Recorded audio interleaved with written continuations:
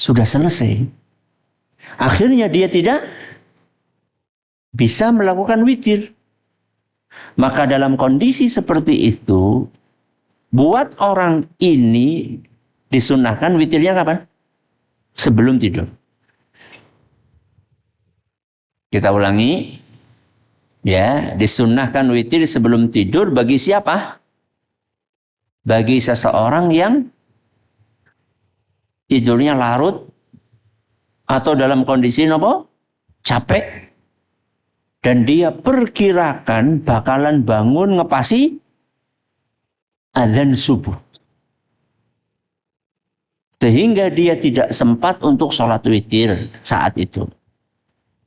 Karena waktunya sudah habis. Maka dalam kondisi seperti itu disunnahkan bagi dia untuk witir dulu sebelum tidur. Oke. Berarti kebalikannya, kapan disunahkan witir setelah tidur? Kalau dia tidurnya gasik, dalam kondisi fresh, dan dia perkirakan bakalan bangun gasik. Gasik itu jam berapa? Satu orang beda-beda dengan orang lain. Ana wong seperapat jam sedurunge subuh wis gasik banget gue. Ya mending lah daripada enggak ya. Ada orang yang jam 1 itu gasik namanya. Ya pokoknya intinya dia masih sempat untuk sholat witir sebelum masuk waktu azan subuh. Maka dalam kondisi seperti itu buat orang ini disunahkan witirnya kapan? Setelah tidur. Nah, witir ini oleh Nabi SAW sangat dijaga.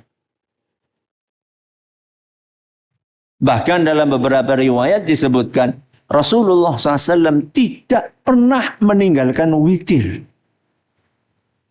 seumur hidupnya. Entah itu dalam kondisi safar, apalagi ketika mukim. Entah itu dalam kondisi safar, apalagi ketika mukim. Maka kita sebagai seorang muslim yang merasa menjadi followernya Rasul sallallahu alaihi wasallam, ya, pengikutnya Rasul sallallahu alaihi wasallam, jangan tinggalkan witir. Beberapa sholat sunnah yang lain oleh Nabi SAW ketika safar mungkin tidak beliau kerjakan.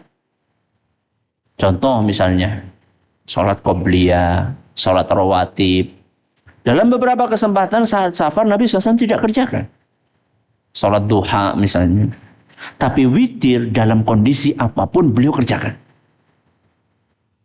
Maka yang belum terbiasa untuk witir, apa? Witirlah. Kata Nabi sallallahu alaihi wasallam dalam sebuah hadis yang diriwayatkan oleh Imam Abu Dawud dan nilai hasan oleh Imam At-Tirmidzi, dan kata Syekh Al-Albani hadis ini sahih, ya ahlal Quran autiru. Wahai ahlul Quran, witirlah. Fa innallaha witrun yuhibbul witra. Karena sesungguhnya Allah itu witir, maha apa? Tunggal. Dan mencintai sesuatu yang witir.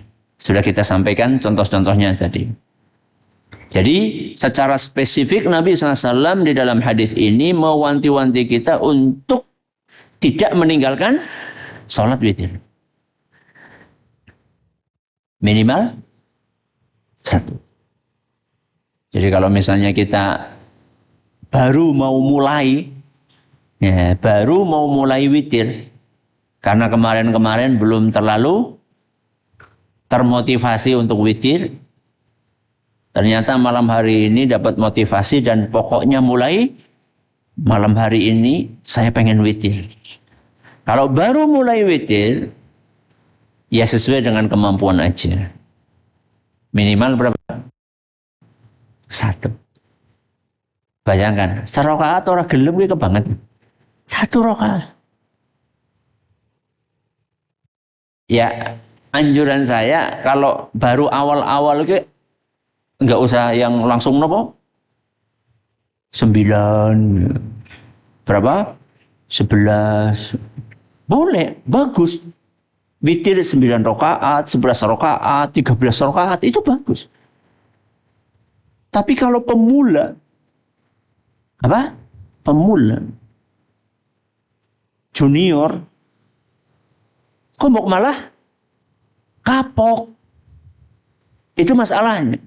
Jadi bukan saya melarang untuk witir bagi pemula langsung 13. Saya tidak melarang itu, cuman alaikum minal amali ma tutikun. Kata Rasul sallallahu alaihi wasallam, beramallah sesuai kemampuan. Sesuai kemampuan. Bisa juga masuk dalam kalimat kemampuan di sini sesuai dengan apa yang nyaman, sing plong, ya, sesuai dengan kondisi fisik kita. Tapi ini maksudnya adalah ibadah-ibadah yang apa? Yang sunnah. Jangan sampai nanti aku mampunya subuhan tok, luhur urung mampu, ya ora. Ya, kalau wajib ya harus dilakukan, tidak boleh tidak. Ya. Nah, maksudnya adalah yang sunnah misalnya, oh saya mampunya puasa sunnahnya hanya 11, 12, 12, 13, 13, 14, 15. Hanya 3 hari dalam 1 bulan, tidak apa-apa. Oh saya mampunya hanya Daud, Masya Allah. Hanya kok Daud. Ya. Orang baru latihan itu biasanya mulai dari yang ringan. Supaya nanti kalau kita sudah bisa witir 1 rakaat dan itu sudah terasa nyaman, maka nanti bisa kita apa kan? Kita update. Ya, 1 jadi berapa? 3. Setelah 3 nyaman gitu, tambahin jadi berapa? 5.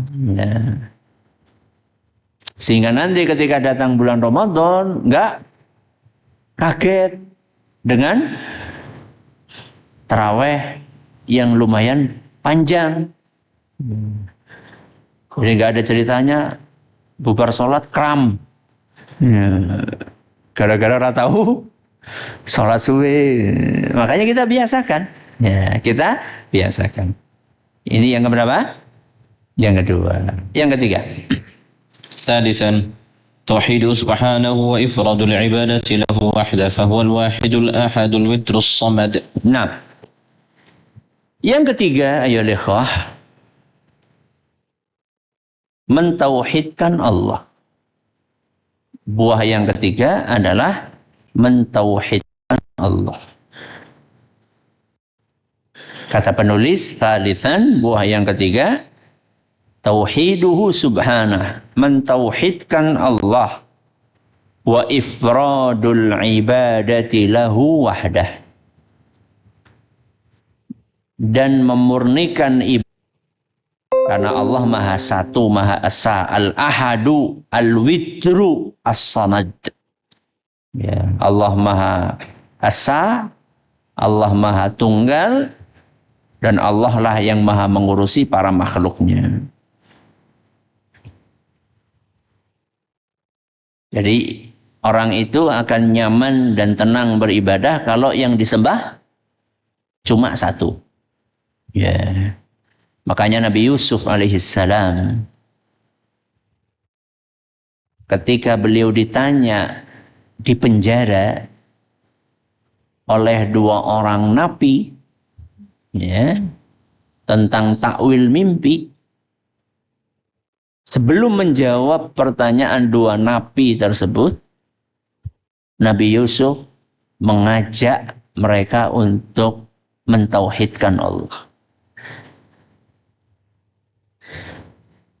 Kenapa kok 2 nabi itu bisa percaya sama Nabi Yusuf? Karena memang ini bukan tampang penjahat. Ya. Jadi antara yang dijebloskan ke penjara sebagai penjahat dengan dijebloskan penjara karena fitnah, itu pasti berbeda. Dari tampangnya sudah kelihatan. Makanya nabi yang lain itu sangat menghargai Nabi Yusuf. Dan salah satu bentuk kepercayaan mereka kepada Nabi Yusuf adalah bertanya, saya mimpi kayak gini, takwilnya apa? Nah, sebelum menjawab, Nabi Yusuf memanfaatkan momen itu untuk mendakwahi kedua nabi tersebut. Apa kata Nabi Yusuf? A'arbabun mutafarriquna khairun amillahul wahidul qahhar. Menurut kalian, lebih baik Tuhan itu banyak dan bermacam-macam, atau Tuhan itu cukup satu saja dan mutlak kekuasaannya? Ini Nabi Yusuf sampaikan dalam surat Yusuf ayat 39. Surat apa? Yusuf ayat 39. Jadi beliau alaihi salam mengajak Nabi itu untuk menggunakan akal sehatnya. Menggunakan logikanya. Maka bentuknya adalah pertanyaan. Arbabun mutafarriqun khairun amillahul wahidul qahhar. Menurut kamu, lebih baik Tuhan itu banyak, macam-macam, atau cukup satu saja, tapi punya kekuasaan yang mutlak? Tentu jawabannya apa? Lebih baik satu. Kenapa? Kalau Tuhannya banyak dan bermacam-macam, maka kehendaknya juga bakal macam-macam. Dan aturannya juga bakal bertolak belakang. Yang satu mengatakan lakukan, yang satu mengatakan jangan lakukan. Yang satu mengatakan halal, yang satu mengatakan haram. Kan bingung kan? Ya. Udah gini aja lah, kita kasih ilustrasi. Mobil. Bagusnya sopirnya satu atau dua? Dua nggak gantian, Ustaz? Bukan, maksudnya yang megang setir itu bagusnya ya satu apa dua? Satu. Rumah tangga, bagusnya kepalanya berapa? Satu. Coba rumah tangga kepalanya ada berapa? Ada dua. Gak akan nyaman. Negara, bagusnya presidennya berapa? Satu. Jangan sampai ada matahari kembar. Ya. Padahal mobil, rumah tangga, negara dibandingkan alam semesta, besar mana? Alam semesta. Ya. Alam semesta ini besar banget. Sehingga dibutuhkan satu penguasa tunggal yang mengatur semuanya. Dan dia adalah sinten? Allah Subhanahu wa ta'ala. Dan sistem yang berjalan di alam semesta ini membuktikan bahwa penguasa dan pengaturnya cuma satu. Kok bisa, Ustaz? Iya. Karena sistem yang berjalan di alam semesta ini berjalan dengan sangat rapi dan presisi. Matahari selalu terbit dari timur dan selalu tenggelam di barat. Sudah berapa lama sistem ini berjalan? Sejak ada alam semesta. Pertanyaannya, kalau seandainya Tuhannya banyak, kira-kira sistem itu akan berjalan dengan rapi? Bosen lah. Sekali-kali sekang elor, kata Tuhan kedua. Kata Tuhan ketiga, loh, aku kan sekang kidul. Akhirnya sekang kidul. Dan itu tidak terjadi, jamaah yang kemarin. Berarti Sistem yang ada dalam semesta ini diatur oleh satu Tuhan saja, yaitu Allah Subhanahu wa Ta'ala. Jadi ternyata tauhid itu bisa dijelaskan dengan apa? Logika, dengan akal sehat. Dan kemungkinan si napi yang dinasihati oleh Nabi Yusuf ini, kemungkinan mereka adalah bukan orang yang beriman, orang kafir.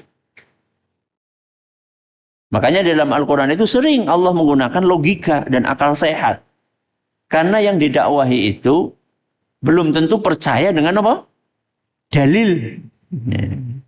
Jadi ketika kita berhadapan dengan non-muslim, ya, dengan orang-orang kafir, mereka nggak percaya Al-Quran, nggak percaya hadis, kita bawakan pakai logika akal sehat, yang itu juga ada di dalam Al-Quran Al-Karim. Inilah 3 buah mengimani nama Allah Al-Witir. Semoga Allah memberkahi ilmu yang kita pelajari. Terima kasih atas perhatiannya, atas segala kurangannya. Kita akhiri dengan doa kafaratul majlis. Subhanakallahumma wa bihamdika asyhadu an la ilaha illa anta astaghfiruka wa atubu ilaik. Diumumkan kepada jamaah sekalian yang pengen ikut andil dalam berinfak untuk buka puasa di Masjid Manarul, silakan bisa menitipkan infaknya buat melalui para petugas yang sudah standby di pintu keluar ikhwan putra maupun akhwat pintu putri. Semoga Allah memberkahi amal soleh kita semuanya. Wassallallahu ala nabiyyina Muhammadin wa ala alihi washabihi wasallam. Wassalamualaikum warahmatullahi wabarakatuh. Selama ini kita mengetahui bahwa masjid itu